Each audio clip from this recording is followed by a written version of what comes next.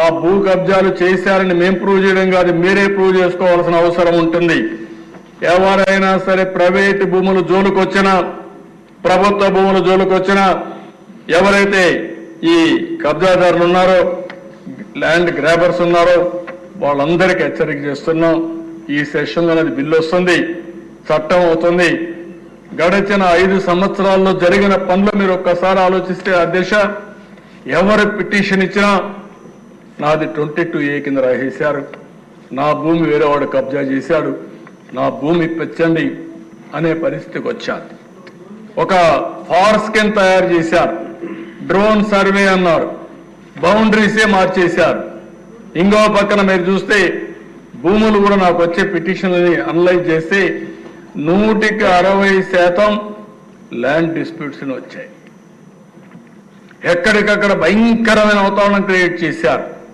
అందుకని అవసరమైతే ఇవన్నీ కూడా చెప్పాం. ఏవైతే గ్రామాల్లో రెవెన్యూ సదస్సులు పెడతాం, సమస్యలు పెట్టి ప్రక్షాళన చేస్తాం, రీసర్వేలు చేస్తాం, ఎన్ని చర్యలు చేయాలనో తప్పు చేసిన వాళ్ళపైన యాక్షన్ తీసుకుంటాం. తప్పులు సరిచేసే బాధ్యత ఈ ప్రభుత్వం తీసుకొని తొందరలోనే ఈ సమస్యకి పరిష్కార మార్గం చూపిస్తామని మరొకసారి ప్రజలందరికీ హామీ ఇస్తున్నారు. అదే మరిగా దేశ మద్యం దోపిడీ ఇప్పుడు కూడా అర్థం కాని విషయం. హోల్సేల్, రీటైల్, మ్యానుఫ్యాక్చరింగ్ అన్ని కూడా అస్తవ్యస్తం చేశారు. ఈరోజు ఈ ప్రభుత్వం వచ్చిన తర్వాత ఒక ట్రాన్స్పరెంట్ మెథడ్ తీసుకొచ్చాం. ఒకప్పుడు దేశంలో ఉండే బ్రాండ్లు కానీ పక్క దేశాల్లో ఉండే బ్రాండ్లు ఈ రాష్ట్రంలో ఉండేటివి కాదు, ఓన్ బ్రాండ్లు పెట్టారు. బూమ్ బూమ్ అని చాలాసార్లు ఇక్కడ కూడా మాట్లాడాను. అలాంటి బ్రాండ్స్ అన్నీ వచ్చాయి. ఈరోజు ఆ బ్రాండ్లన్నీ పోయి స్టాండర్డ్ బ్రాండ్స్ వచ్చాయి. ఈరోజు ఎవరైనా సరే నా బ్రాండ్ లేదనో లేకుంటే ఎవరైనా మ్యానిపులేట్ చేస్తున్నారని చెప్పే అవకాశం లేకుండా చేశాం. అదే మరిగా షాపుల అలాట్మెంట్ కూడా లాటరీ వేసాం. అందరి సమస్యలు లాటరీ వేసి ఇచ్చాం తప్ప ఎక్కడా రికమెండేషన్ జరగలేదు. నేను ఇంకొక మాట కూడా హెచ్చరిస్తున్నాను, ఎవరైనా సరే ఆ షాపు పెట్టుకొని ఎక్కడైనా రీటైల్ గాని మీ ఇష్ట ప్రకారం అమ్మితే మాత్రం కబద్దార్ జాగ్రత్తగా ఉండండి. బెల్ట్ షాప్ వస్తే మాత్రం బెల్ట్ తీస్తాం. చాలా కఠినంగా ఈ ప్రభుత్వం ఉంటుంది, ఎవరిని వదిలిపెట్టమని చెప్పి నేను క్లారిటీ ఇస్తున్నాను. ఫస్ట్ టైం 10 లక్షలు ఇస్తున్నాం, రెండోసారి ఇంకా ఏమాత్రం నిర్మోహమాటంగా ఆ షాప్ని క్యాన్సిల్ చేస్తామని చెప్పి కూడా నేను మీకు తెలియజేస్తున్నా. ఇక్కడే ఎమ్మెల్యేలందరినీ కోరుతున్నాను, ఎన్డీఏ ఎమ్మెల్యేస్ అందరినీ, మనందరం కలిసి మన నియోజకవర్గంలో బెల్ట్ షాపులు లేకుండా మన వాళ్ళు ఎవరిని తప్పు చేసేవాడిని ఎక్కడ సహకరించకుండా మన తన విభేదాలు లేకుండా ప్రక్షాళన చేసే బాధ్యత మీరు తీసుకోండి. తద్వారా మీకు మంచి పేరు వస్తుంది, ఎన్డీఏకి మంచి పేరు వస్తుంది. అది చేయాల్సిందిగా ఎమ్మెల్యేస్ అందరినీ కోరుతున్నాం. ఇంకో పక్కన అధ్యక్ష, లాస్ట్ టైం విధానాలు చూస్తే జోబులన్నీ ఖాళీ అయిపోయినాయి, ఆరోగ్యం మొత్తం చెడిపోయే పరిస్థితి వచ్చింది. ఇంకో పక్కన 25 సంవత్సరాలు తాకట్టు పెట్టి మద్యం పైన అప్పు తీసుకొచ్చే పరిస్థితికి వచ్చారు. అవన్నీ విధానాలని క్యాన్సిల్ చేశాం, మళ్ళీ కొత్త చరిత్రకు శ్రీకారం చుట్టాం. ఇంకో పక్కన దేశ ఉచిత ఇసుక, మన ఊర్లో దొరికే ఇసుక మనం ఉచితంగా తీసుకోలేని పరిస్థితి తీసుకొచ్చారు. చాలా సమస్యలు సృష్టించే పరిస్థితికి వచ్చారు. అందుకనే అధ్యక్ష చాలా స్పష్టంగా సేంద్రేజ్ కానీ జిఎస్టీ కానీ ఎలాంటి ట్యాక్సులు లేవు. ఎవరైనా సరే ఎక్కడైనా సరే ఇసుక తీసుకెళ్లాలంటే స్వేచ్ఛగా ఇసుక తీసుకుపోవచ్చు. ఎవరైనా అడ్డపడితే అలాంటి వారిపైన పీడీ యాక్ట్ పెట్టి అవసరమైతే లోపలేసే బాధ్యత ఈ ప్రభుత్వం తీసుకుంటామని చెప్పి కూడా నేను మీకు తెలియజేస్తున్నా. ఇప్పటికే చాలా వరకు నార్మల్సీ వచ్చింది, ఇంకా 1-2 ప్లేసుల్లో ఇలాంటి సమస్య ఉంది. వాళ్ళు కూడా మళ్ళా హెచ్చరిస్తున్నాం.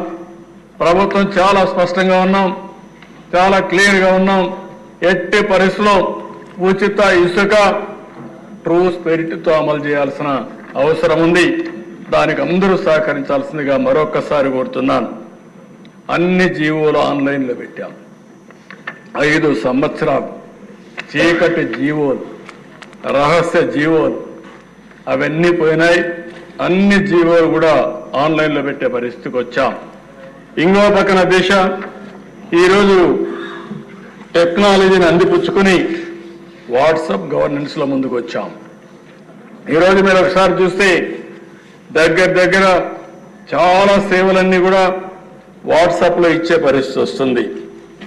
అందుకని ఈరోజు దగ్గర రెవెన్యూ సర్వీసులు చాలా ఉన్నాయి. ఈ రెవెన్యూ సర్వీసులే కాకుండా అనునిత్యం కావలసిన సేవలు చాలా ఉన్నాయి అధ్యక్ష. ఈరోజు మీరు చూస్తే ఎండోమెంట్స్ దగ్గర అన్ని టెంపుల్స్ లో సేవల దగ్గర నుంచి ఎవ్రీథింగ్ మీరు చూస్తే 56 సర్వీసులు రాబోయే రోజుల్లో వాట్సాప్ సర్వీసెస్ కింద పెట్టేస్తాం. కరెంటు విషయంలో ఎనర్జీలో 39 వస్తున్నాయి, ఆర్టీసీలో 9 వస్తున్నాయి, ఆర్టీఏలో 4 వస్తున్నాయి, గ్రీవెన్సెస్ ఒక 6 వస్తున్నాయి, రెవెన్యూలో 16 వస్తున్నాయి, మున్సిపల్ అడ్మినిస్ట్రేషన్లో ఒక 28 వస్తున్నాయి, పంచాయతీరాజ్లో ఉన్నాయి. దగ్గర 150 సర్వీసులు రాబోయే రోజుల్లో ఆన్లైన్లో పెట్టేస్తాం. Nativity, date of birth, death certificate, income certificate, adangal, చదువు ఒక సర్టిఫికేట్, ఎడ్యుకేషన్ సర్టిఫికేట్, ఇవన్నీ కూడా తిరిగి ప్రజలు అవస్థపడే పరిస్థితికి వచ్చారు దిశ.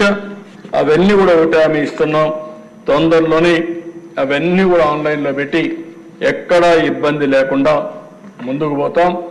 దీనివల్ల ప్రజలు ఆఫీసర్ జరిగే పరిస్థితి ఉండదు. దానికి కూడా శ్రీకారం చుడతామని చెప్పి కూడా నేను మీకు తెలియజేస్తున్నా. ఇంకో పక్కన దిశ నిన్నే చెప్పాను, నదుల అనుసంధానం ఈ ప్రభుత్వం యొక్క విధానం. ఎంత తొందరగా చేయగలిగితే అంత ఫలితాలు వస్తాయి. ఈ రాష్ట్ర దశ దిశ మార్చే అవకాశం వస్తుంది. అది కూడా చేస్తామని చెప్పి కూడా నేను మీకు తెలియజేస్తున్నాను.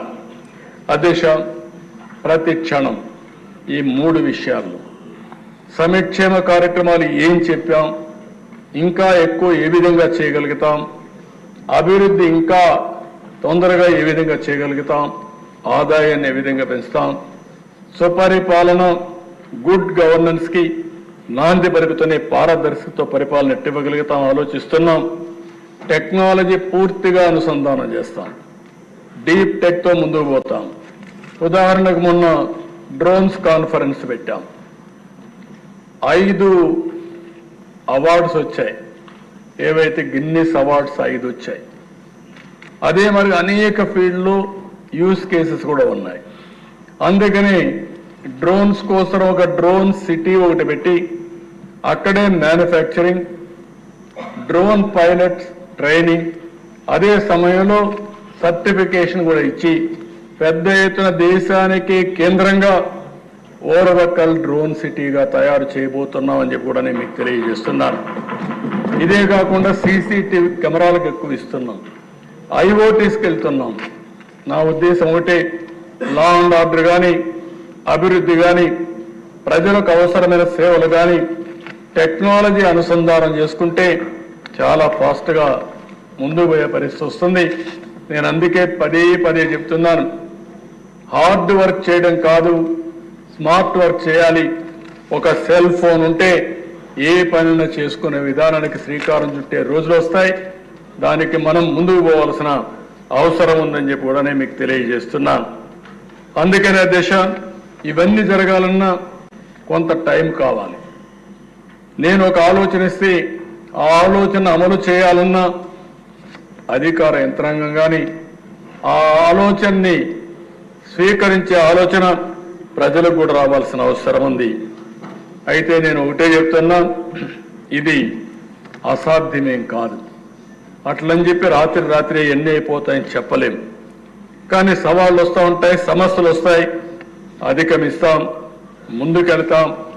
ఈరోజు ఇంకొక విషయం కూడా ఈ సభలో చెప్తున్నా, రైతులు ధాన్యం ఇస్తున్నారు. రైతులకు గిట్టుబాటు ధర వస్తూ ఉందా లేదా అనునిత్యం మనం సమీక్ష చేసుకోవాల్సిన బాధ్యత మన మీద ఉంది. ఇంకో పక్కన పత్తి ఉంది. నిన్న మొన్న కొన్ని ఆర్టికల్స్ వచ్చాయి, మళ్ళా దానిపైన సమీక్ష చేస్తాం. కొంతమంది వ్యాపారస్తులు పత్తి కూడా ఏదో తరిచిందనో లేకుంటే మెత్తగా ఉందనో తక్కువ డబ్బులు ఇచ్చే పరిస్థితి వస్తున్నారు అంటున్నారు.